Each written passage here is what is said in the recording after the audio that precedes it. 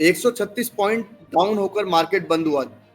देखेंगे कि कल किस तरीके से मार्केट के अंदर मूवमेंट रहने वाली है और किन शेयर्स में आप इन्वेस्ट करके अपने पैसे को बढ़ा सकते हैं।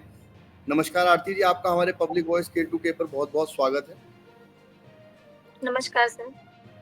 मैडम, जिस तरीके से कल का मार्केट 136 पॉइंट 138 पॉइंट माइनस बंद हुआ, दिन में बहुत तेज भी था, 400-500 प्लस था। क्या लगता है कि आज किस तरीके से मार्केट मूव करने वाला है?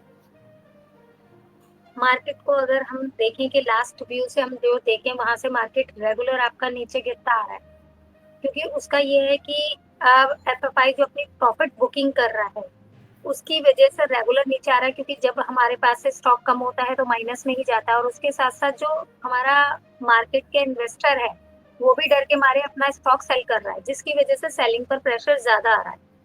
तो वो वहां पर बाइंग करने की कंडीशन में नहीं, क्योंकि लोग ज्यादातर अधिकतर आपने देखा होगा इन्वेस्टर गिरते हुए अपना माल बेच देते हैं और बढ़ते हुए अपना माल खरीदते हैं। जी जी। लेकिन ये कंडीशन गलत है कि हम यही कहेंगे कि अगर मार्केट गिर रहा है तो वहां पर मैं आपको ये नहीं कहूंगी कि अगर आप एक साथ अपना एक लमसम में फंड लगा रहे हैं तो उसे एक साथ ही बाई कर लें कि भैया मार्केट इतना गिर गया है, 1500 पॉइंट गिर गया, 1000 पॉइंट गिर गया है, तो आप बाइंग कर लें। तो मैं यही कहूंगी कि उसको अपने पार्टीशन में करके थोड़ा थोड़ा एवरेज के साथ बाइंग करें, तभी आप जैसे कि एसआईपी का आप मोड लेते हैं। एसआईपी भी आपको लॉन्ग टर्म तक इन्वेस्ट में करने के बाद ही तभी रिटर्न देती है, क्योंकि आप उसे मंथली कर रहे होते हैं। उसमें आपके डाउन में भी बाय होती हैं और जो आपकी अप में जा रही है वो भी। तो ऑन एवरेज आप रहते हैं, जिससे आप ज्यादा लॉस के पॉइंट ऑफ व्यू में नहीं रहते हैं। तो यही जी हमारा रूल इक्विटी में भी काउंट होता है कि हम इक्विटी में भी आप जो आप डिलीवरी बाय कर रहे हैं उसके लिए भी यही रूल फॉलो करें, तो तभी हम कर सकते हैं। क्योंकि अगर हम देखें लास्ट मार्केट देखते हुए अभी भी हम देखें कि एफएफआईज ने जो सेलिंग करी है, तब भी जो हमारी कल की सेलिंग गई है 5600 करोड़ की सेलिंग गई है एफएफआईज की, और जो जी। हमारे डीआईज ने बाइंग करी है वो 6000 करोड़ की है। तो 5600 और 6000 में बहुत ज्यादा फर्क नहीं है। अगर वो इतनी भी बाइंग नहीं करते तो शायद मार्केट यहाँ पर और ज्यादा डाउन में होता। तो इसी वजह से, और कुछ स्टॉक हमारे ऐसे हैं कि लॉन्ग इसके लार्ज कैप के, जिसकी वजह से मार्केट थोड़ा सा स्टेबल था, जैसे कि एचडीएफसी है, आपका आईसीआई है, अंबर है, इस तरह के स्टॉकों ने मार्केट को आपके रोक रखा था। तो उसे देखते हुए मुझे नहीं लगता है कि कल भी आपका जो मार्केट है वो पॉजिटिव में खुलेगा। जहां तक सॉरी, आज का जो मार्केट है हमें पॉजिटिव में मिलेगा, तो वो भी मुझे गैप डाउन खुलता हुआ लग रहा है। तो उसे हम 24,300 की रेंज टच करता हुआ हम देख सकते हैं मार्केट को।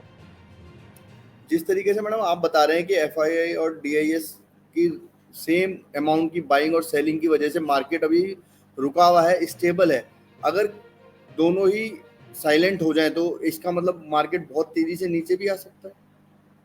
देखिए बिल्कुल वही है, लेकिन अभी मुझे नहीं लगता। अगर आप सोचिए खुद ही, अगर आपके घर में कुछ चीज है या कुछ भी है आपके पास है, आप सारी चीज सेल करने लगो तो एक दिन तो वो खत्म होएगी ना।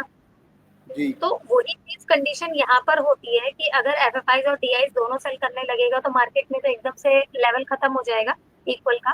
तो डीआईज को कहीं ना कहीं बाइंग करनी पड़ेगी मार्केट को संभालने के लिए, क्योंकि अगर डीआईज भी सेलिंग करने लगे तो इन्वेस्टर तो उससे ज्यादा सेलिंग कर देगा अपना स्टॉक।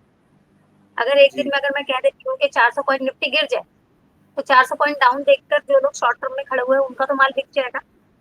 जी। तो उनका जो स्टॉक है वो सेल होने की वजह से और सेलिंग प्रेशर आएगा, जिसकी वजह से मार्केट बहुत तेजी से जा सकता है और हैवी प्रेशर आ सकता है। तो इसीलिए डीआईएस को कहीं ना कहीं संभालना पड़ता है मार्केट को लेकर।